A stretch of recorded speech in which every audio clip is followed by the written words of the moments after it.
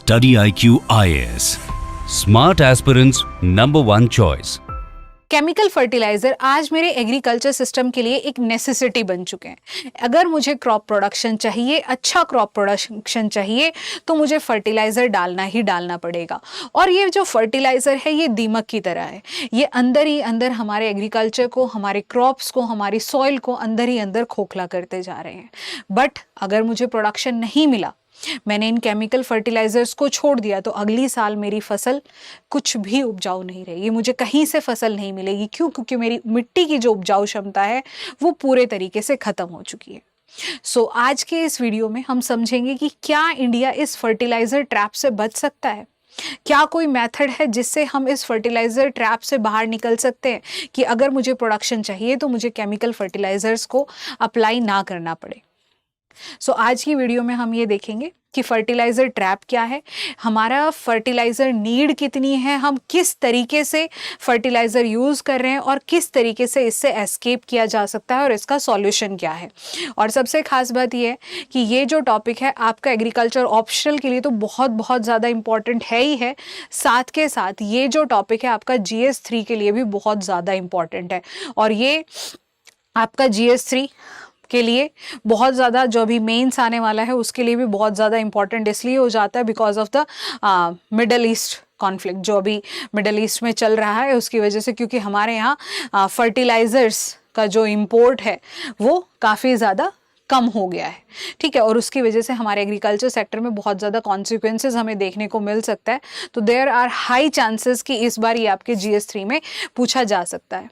तो पहले हम देखते हैं कि हमारा जो टॉपिक है, ये एक आर्टिकल रिसेंटली अभी द हिंदू में पब्लिश हुआ था कि हम फर्टिलाइजर यूज एफिशिएंसी कैसे बढ़ा सकते हैं, कैसे इंप्रूव कर सकते हैं। तो यहाँ पर पहले हमें ये देखना पड़ेगा कि हमारे यहाँ फर्टिलाइजर्स का खपत कितनी है, कितना यूज़ हो रहा है और हम कितने डिपेंडेंट हैं इस फर्टिलाइज़र के ऊपर। और अगर हम इसको हटा देते हैं या यूज़ करना बंद कर देते हैं तो हमारे क्रॉप प्रोडक्शन पर इसका क्या असर पड़ने वाला है।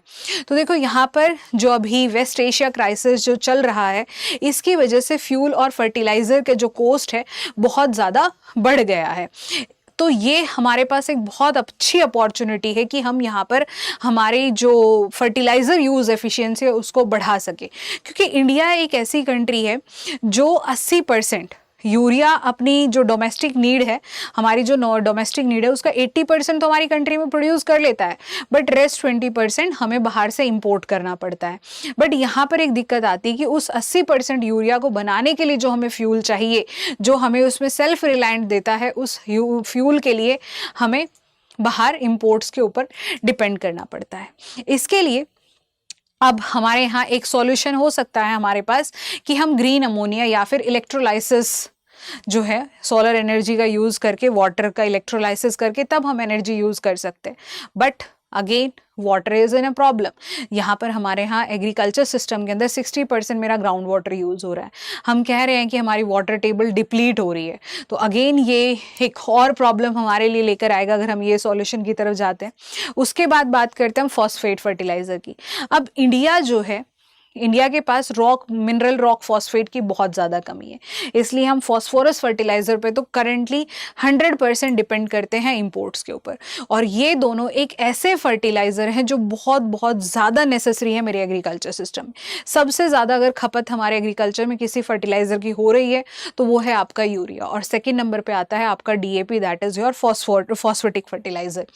तो यहाँ पर अब हम ये देखते हैं कि क्यों इम्पॉर्टेंट है। देखो, इंडिया जो है करीब 2 लाख करोड़ हर साल फर्टिलाइजर सब्सिडी के ऊपर खर्च करता है, और इतना खर्च करने के बाद भी जो मेरी फील्ड के अंदर यूटिलाइजेशन है, उसकी एफिशिएंसी है, वो बहुत बहुत ज़्यादा कम है। और इस एफिशिएंसी के कम होने की वजह से पॉल्यूशन बहुत ज़्यादा हो रहा है, बायोडाइवर्सिटी पर बहुत असर पड़ रहा है, एनवायरनमेंट पर बहुत असर पड़ रहा है।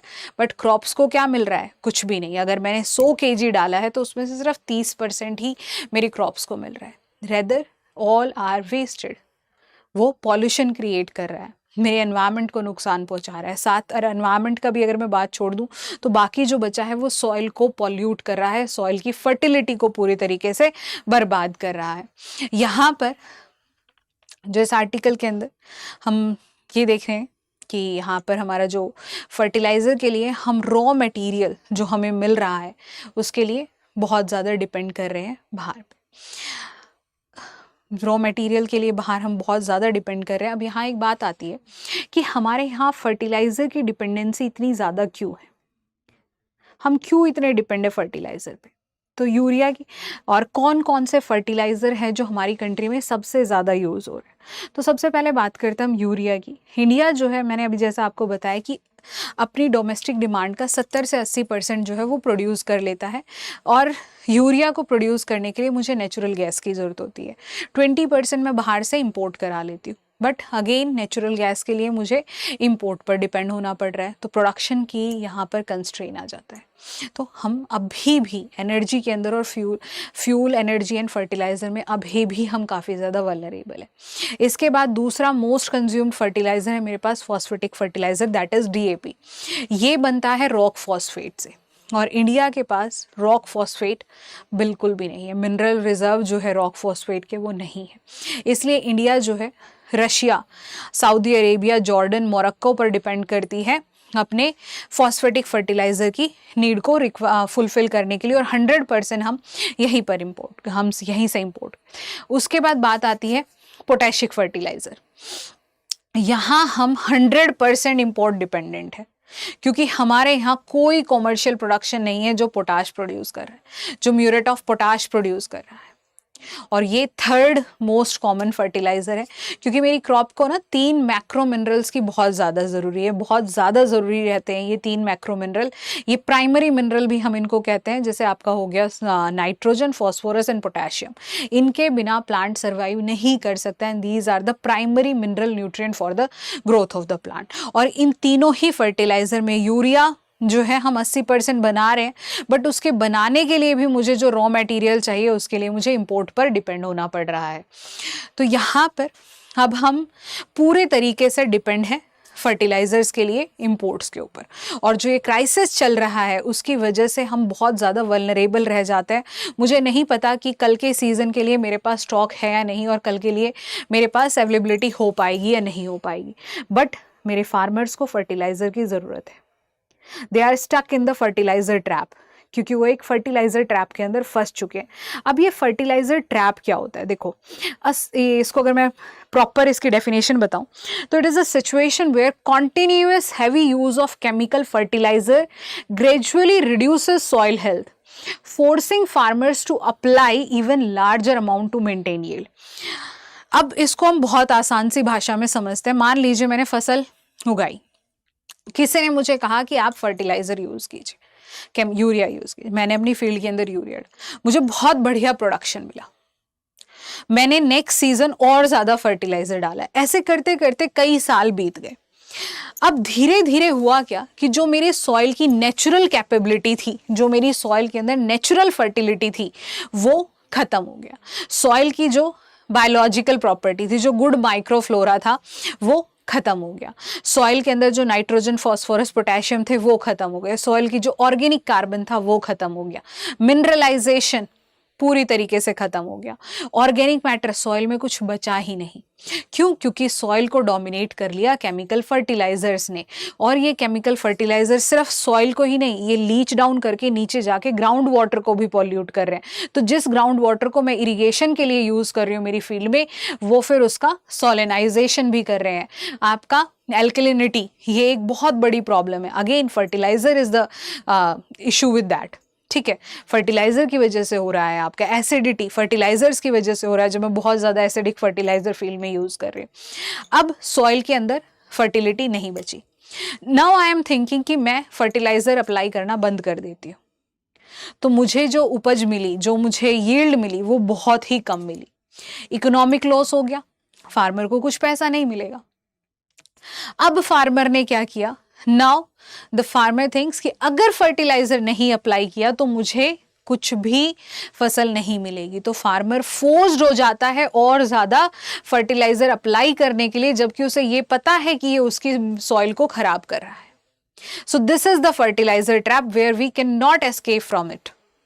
जहां पर हम इससे एस्केप नहीं कर पा रहे हैं, हमारे फार्मर्स नहीं एस्केप कर पा रहे हैं। बट क्या कोई सॉल्यूशन है इसका?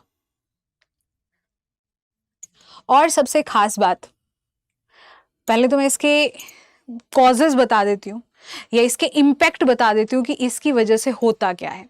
देखो, सॉइल का ऑर्गेनिक मैटर डिक्लाइन हो जाता है जब मैं बहुत ज़्यादा फर्टिलाइज़र अप्लाई कर रही हूँ। सॉइल का स्ट्रक्चर जो है आपका वो टूट जाता है, क्योंकि केमिकल्स जो है वो डोमिनेट करने लग जाते हैं फील्ड में, और सॉइल का स्ट्रक्चर जो है सॉइल को बाइंड करके रखता है आपका सैंड, सिल्ट और क्ले पार्टिकल को। उसमें ऑर्गेनिक मैटर एक बहुत बड़ा रोल प्ले करता है। वाटर होल्डिंग कैपेसिटी एनहेंस करता है। जो मेरा गुड माइक्रोफ्लोरा है, म्यूसिलेज और आपका सेलुलोज, पैक्टिनेज, इन सब से क्या करता है वो कि सॉइल पार्टिकल को होल्ड करके रखता है। और जितना मेरा बढ़िया सॉइल स्ट्रक्चर होगा, जितना स्ट्रॉन्ग रहेगा, उतना ही मेरी सॉइल लेस ससेप्टेबल रहेगी towards the denudation forces. Organic matter जितना अच्छा होगा, वाटर होल्डिंग कैपेसिटी अच्छी होगी। बट अब फर्टिलाइजर के यूज करने की वजह से वाटर होल्डिंग कैपेसिटी भी घट चुकी है, माइक्रो ऑर्गेनिज्म घट चुके हैं, फर्टिलाइजर एफिशिएंसी भी घट चुकी है, क्योंकि सॉइल के अंदर कुछ बचा ही नहीं है उस फर्टिलाइजर को होल्ड करने के लिए। And this creates a viscous cycle where a farmer is forced to apply fertilizer in his field. And before moving on with that topic, मैं आपको बताना चाहूंगी कि हमारा एग्रीकल्चर ऑप्शनल का बैच आज से शुरू हो गया है, 15 जून से। तो अगर आप अभी भी घर पर बैठ करके ये सोच रहे हैं कि मुझे कौन सा ऑप्शन लेना है, और अगर एग्रीकल्चर ले लिया है तो कोर्स कहाँ से लूँ, तो आप अपना टाइम वेस्ट कर रहे हैं। बिकॉज एग्रीकल्चर के लिए स्टडी IQ से बेस्ट कोर्स आपको कहीं नहीं मिलेगा। I promise you that.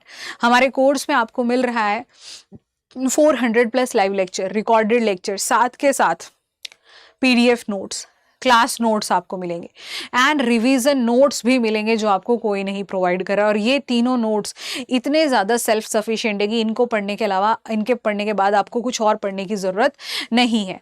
और अगर आप मेरा कोड यूज़ करेंगे, माई लाइव कोड यूज़ करेंगे, तो ये 40,000 का कोर्स आपको 17,999 रुपये में मिल जाएगा।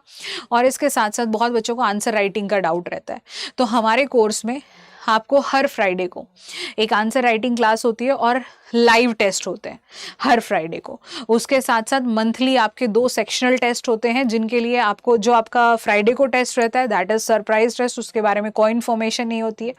रेस्ट जो 2 टेस्ट हैं आपको इन्फॉर्म कर दिया जाता है, और उसके बाद आपके 6 सेक्शनल टेस्ट होते हैं, जो कि सिलेबस पूरा होने के बाद रेगुलर डाउट सेशन रहते हैं, साथ के साथ पर्सनल मेंटोरशिप सेशन। इतना सब कुछ आपको 17,999 कहीं और नहीं मिलेगा। And if you are wasting your time now, it's completely a foolish work. आप बहुत गलत कर रहे हैं, क्योंकि ये 4 से 5 महीने आपने अपना ऑप्शनल प्रिपेयर करने में लगाना चाहिए। उसके बाद अपना GS कर सकते हैं अगर आप 2027 की तैयारी कर रहे हैं। और अगर आपको किसी भी चीज़ के रिगार्डिंग कोई भी PDF नोट्स चाहिए, या इस लेक्चर के PDF नोट्स चाहिए, कुछ भी चाहिए, तो आप मेरा टेलीग्राम चैनल ज्वाइन कर सकते हैं @monica_yadav_agriculture। और ये जो चैनल है सिर्फ CSC नहीं, आप अगर किसी भी एग्जाम रिलेटेड तैयारी कर रहे हैं तो भी आपने ये चैनल ज़रूर से ज्वाइन कर लेना है। डिस्क्रिप्शन में लिंक होगा कोर्स का भी और चैनल का भी।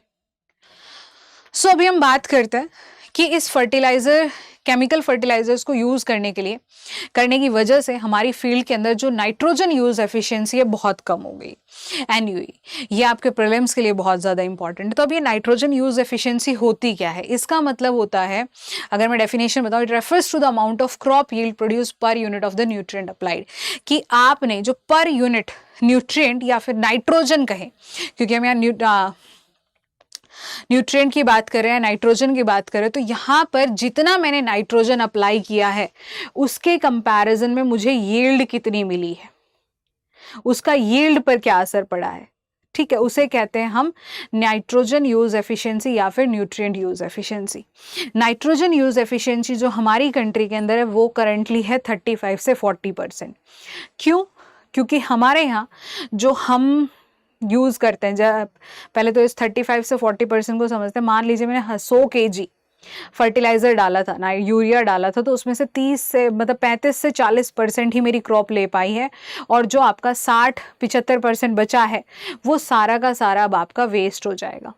तो जितना मैंने डाला है उसका आधा भी यूज़ नहीं किया मेरी क्रॉप ने, सिर्फ 1/3 जो रिमेनिंग बचा है वो लॉस हो जाता है। अब वो लॉस कहाँ होता है? वो लॉस हो जाता है आपका एनवायरनमेंट में लीचिंग के थ्रू जो हम फॉल्टी एग्रीकल्चर प्रैक्टिसेस जो हम करते हैं, मान लीजिए बहुत ज़्यादा इरिगेशन का पानी दे दिया आपने, तो वो रन ऑफ करेगा, रन ऑफ करके वो बाहर निकल जाएगा, लेक्स को, तालाब को, इन सबको पॉल्यूट करेगा, यूट्रोफिफिकेशन के इश्यूज करेगा। लीचिंग करेगा, पानी में नीचे की तरफ बह जाएगा, लीचिंग होगी तो ग्राउंड वाटर को पॉल्यूट करेगा। साथ के साथ अगर इसके अंदर वॉलेटिलाइजेशन लॉसेस और डीनाइट्रिफिकेशन लॉसेस हो रहे हैं तो एयर पॉल्यूशन करेगा। साथ के साथ सॉइल के स्ट्रक्चर को डिग्रेड कर देगा, पूरी तरीके से खराब कर देगा। ठीक है, biological property and your chemical property पूरी तरीके से खराब हो जाएगी, क्योंकि ये ऑर्गेनिक मैटर को और गुड माइक्रोफ्लोरा को सॉइल में खत्म कर रहा है। तो biodiversity issue, water pollution and air pollution as well. Nitrous gases produce करेगा, जिसकी वजह से हमें एसिड रेन देखने को मिल सकती है। तो इसके ये बहुत सारे एनवायरमेंटल कॉन्सिक्वेंसेज हैं। अब यहाँ पर ना एक सबसे बड़ा इशू आता है कि मेरे फार्मर्स चलो फोर्स्ड हैं, बट अगर इतना फर्टिलाइजर डालेंगे तो उनके इनपुट कॉस्ट पर असर पड़ेगा, बट नहीं, यहाँ पर प्रॉब्लम आती है यूरिया फर्टिलाइजर की तरफ, क्योंकि हमारे यहाँ सब्सिडी बहुत दी जाती है यूरिया फर्टिलाइजर को। यूरिया को अभी भी पोटेशियम और फास्फोरस फर्टिलाइजर के कंपैरिजन में सब्सिडी सबसे ज़्यादा दी जाती है। यहाँ पर अगर गवर्नमेंट को एक बैग 1200 से 1300 रुपये पड़ता है, तो वहाँ पर एक फार्मर सिर्फ 200 से 250 रुपये में वो बैग 40 किलो के यूरिया के बैग को खरीद कर लेकर आता है। रेस्ट 800 600 700 रुपये जो है वो गवर्नमेंट डायरेक्टली देती है फैक्ट्रीज़ को, कंपनीज़ को, जो आपका फर्टिलाइज़र बना रहे हैं। तो अब 200-250 रुपये में 40 किलो का एक बैग मिल रहा है आपको यूरिया का, तो ये ओवर यूज़ बढ़ाता है और फार्मर एक जो बैलेंस फर्टिलाइजेशन कर सकता है उसको नेग्लेक्ट कर देता है, क्योंकि सबसे ज़्यादा सब्सिडी यहीं मिल रही है और यूरिया एफिशिएंट इफेक्ट दिखाता है। तो इसलिए यहाँ पर बैलेंस फर्टिलाइजर नेग्लेक्ट हो जाता है और जो एक रिकमेंडेड एनपीके की रेशियो है वो कंप्लीटली डिस्ट्रॉयड हो चुकी है और हमारी कंट्री में पूरे तरीके से बर्बाद हो चुकी है। तो यहाँ पर न्यूट्रिएंट बेस्ड सब्सिडी जो है उसको एनकरेज किया गया था बैलेंस न्यूट्रिएंट एप्लीकेशन के लिए, बट बहुत सालों से चलते वक्त ये सिर्फ एक यूरिया की तरफ टिल्टेड है। नाइट्रोजन इसका ओवर एप्लीकेशन, और नाइट्रोजन सबसे ज़्यादा इशू करता है एनवायरमेंटल पॉल्यूशन और बायोडिग्रेडेशन में, not biodegradation, your biodiversity loss के अंदर ना, आपका air pollution, water pollution, everything is dependent upon it from agriculture. तो क्या अब हम कुछ कर सकते हैं? और इसके बाद उससे पहले मैं आपको, चलो ये इस यूरिया सब्सिडी का देख लिया हमने, क्या एमएसपी भी इस फर्टिलाइजर यूज को बढ़ा रहा है? देखो हमारे यहाँ जो एमएसपी दिया जाता है वो बहुत सारी क्रॉप के लिए, 23 क्रॉप्स के लिए अनाउंस किया जाता है, बट प्रोक्योरमेंट कितनी क्रॉप की हो रही है? प्रोक्योरमेंट जो हो रही है सिर्फ राइस, व्हीट और शुगर केन की हो रही है। तो और ये तीनों क्रॉप ऐसी हैं जो वाटर इंटेंसिव है, न्यूट्रिएंट इंटेंसिव भी है। इन तीनों क्रॉप को न्यूट्रिएंट भी बहुत चाहिए और पानी भी बहुत ज़्यादा चाहिए। तो फार्मर पानी भी बहुत ज़्यादा अप्लाई कर रहा है, जिसकी वजह से ग्राउंड वाटर डिप्लीट हो रहा है। साथ के साथ यूरिया का, फर्टिलाइजर का बहुत ज़्यादा इन तीनों क्रॉप्स में यूज़ हो रहा है।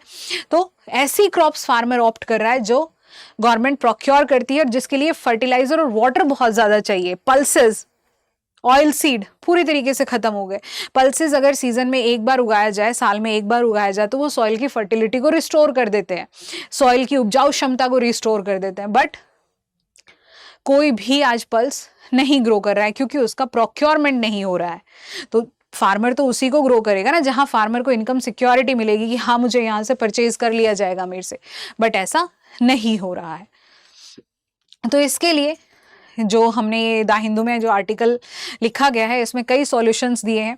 सबसे पहला और सबसे इम्पॉर्टेंट और मेरे अकॉर्डिंग सबसे इम्पॉर्टेंट है इंटीग्रेटेड न्यूट्रिएंट मैनेजमेंट। ये जो है यहाँ पर हम क्या करते हैं, जो भी मेरे पास लोकली अवेलेबल रिसोर्सेज है उन सभी का यूज़ करके हम क्रॉप ग्रो करते हैं। फर्टिलाइजर मैनेजमेंट के लिए या फिर न्यूट्रिएंट मैनेजमेंट के लिए क्रॉप को जितने न्यूट्रिएंट देने हैं उसके लिए मेरे पास जो भी रिसोर्सेज अवेलेबल है सब कुछ को एक बैलेंस मैनर में लेकर के फील्ड में अप्लाई कर दिया जाए।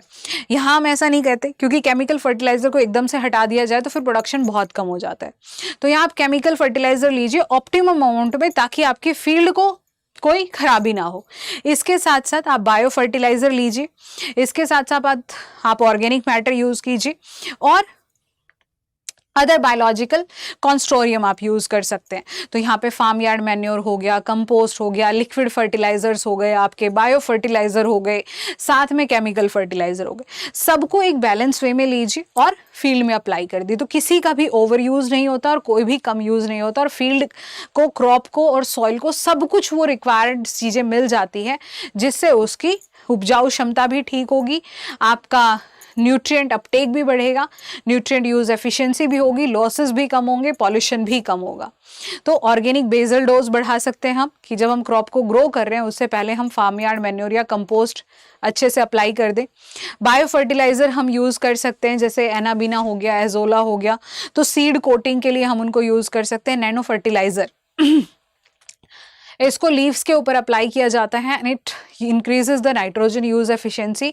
और इसके साथ साथ हम क्रॉप डाइवर्सिफिकेशन अडॉप्ट कर सकते हैं, rather than relying on a single crop. सिर्फ आपका मोनोक्रॉपिंग पे डिपेंडेंट ना रह करके हम अदर क्रॉप्स तक ग्रो कर सकते हैं, जैसे आपका राइस हो गया, वीट हो गया, इनसे हट करके हम ऑयल सीड ग्रो कर सकते हैं। पल्सेस को तो इंक्लूड करना ही करना है। ग्रीन मैन्योर क्रॉप हम ग्रो कर सकते हैं, क्योंकि पल्सेस के जो रूट होते हैं ना, उनमें root nodules, rhizobium bacteria grow करता है, वो नेचुरली नाइट्रोजन फिक्सेशन करके देता है। उसके साथ साथ एजर्टोबैक्टर हो गया, नेचुरली नाइट्रोजन फिक्सेशन करके देगा। तो इससे क्या होगा, सॉइल की फर्टिलिटी एनहेंस होगी। तो ये सॉल्यूशंस हैं, और according to my point of view integrated nutrient management is the best, जहाँ पर हम किसी भी चीज़ को नेग्लेक्ट नहीं कर रहे हैं, किसी चीज़ को छोड़ नहीं रहे हैं, एक बैलेंस वे में सब कुछ अप्लाई कर रहे हैं, and farmer will get what he wants. उसका प्रोडक्शन भी कम नहीं होगा, क्योंकि अगर हम एक तरीके से पूरे तरीके से ऑर्गेनिक पे चले जाते हैं ना, तो प्रोडक्शन बिल्कुल घट जाता है। उस इक्विलिब्रियम तक पहुंचने में मुझे 5-6 साल लग जाएंगे। तो this is not also a probable solution where integrated nutrient management is the best. तो आप अपने सजेशन ज़रूर शेयर कीजिएगा कि कैसे हम इस फर्टिलाइजर ट्रैप से बच सकते हैं। और अगर आपका एग्रीकल्चर ऑप्शन है या एग्रीकल्चर स्टूडेंट है, तो प्लीज़ ये टेलीग्राम चैनल ज्वाइन करना मत भूलिएगा, और कोर्स आप ले सकते हैं, डिस्क्रिप्शन में लिंक होगा। और अगर आपको कोई भी डाउट है तो you can call on the number, आप हेल्पलाइन नंबर पर कॉल कर सकते हैं। My team is there to help you. Thank you so much, have a nice day and all the very best for your exams. Study IQ IAS, making India smarter and better.